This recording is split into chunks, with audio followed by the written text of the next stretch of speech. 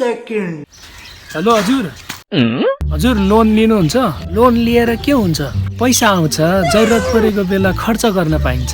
ए अनि तँलाई जरुरत छैन? मलाई पनि जरुरत छ। अनि त्यसो भए आफै लिन त।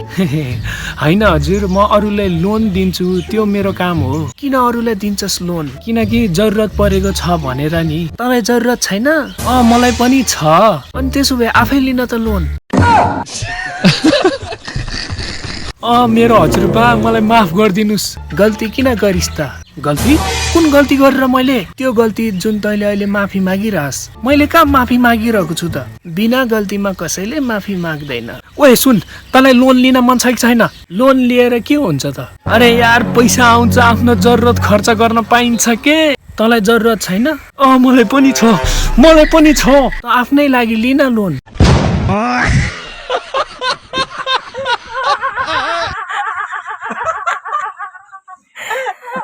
Hey!